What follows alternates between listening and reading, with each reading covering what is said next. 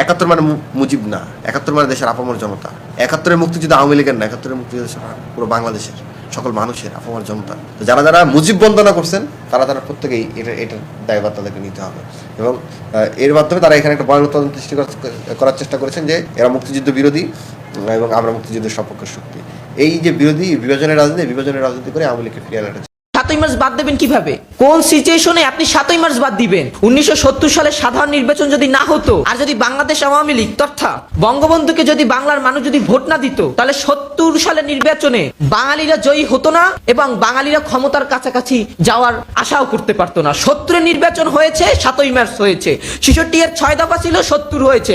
62-এর শিক্ষা আন্দোলন ছিল, 70 হয়েছে, 71 হয়েছে। সর্বোপরি স্বাধীনতা সংগ্রাম হয়েছে। আপনি হুট করে বলবেন 7ই মার্চ একেবারে পরিবর্তন করে দিবেন। এটা কি কোনো আহাম্মকের দেশ নাকি? এটা কি কোনো যুদ্ধ অপরাধীর দেশ নাকি? এটা কি কোনো রাজাকারদের দেশ নাকি?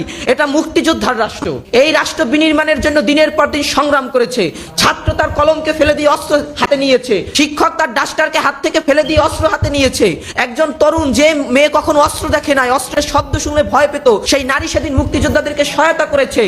বাংলা ভাষা রক্ষার জন্য, বাঙালির আত্মমর্যাদাকে রক্ষার জন্য, বাঙালির স্বাধিকারকে রক্ষার জন্য, বাঙালির চেতনাকে রক্ষা করার জন্য আপনি সেই রক্ষার যে একটি ঐতিহাসিক দলিল, সেই দলিলকে আপনি নস্যাৎ করবেন? আপনি কে? হুইস ইউ?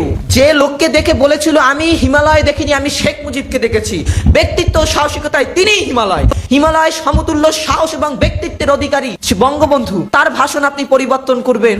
কোনো ব্যাপার না। আপনার 2001 সালের পরে একটা জরিপ হয়েছিল না, বিবিসির জরিপে, যে সর্বকালের সর্বশ্রেষ্ঠ বাঙালিকে সবাই বুঝেছে হয় নজরুল হবে নয় রবীন্দ্রনাথ হবে। সবাই দেখে বঙ্গবন্ধু হয়েছে সর্বকালের সর্বশ্রেষ্ঠ বাঙালি।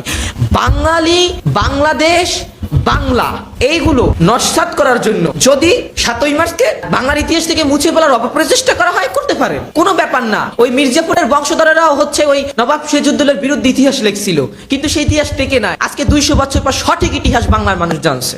আপনারা যত ইতিহাস বিকৃতি করেন না কেন, ততই আপনারা ধীরে ধীরে ইতিহাসের ডাস্টবিনে নিক্ষিপ্ত হবেন। সেই নিক্ষেপ আমরা করব না, সেই নিক্ষেপ হবে আপনার ইতিহাস করবে। কারণ রাজপথের সাথে যারা বেঈমানি করে তাদের ইতিহাস ক্ষমা করে না।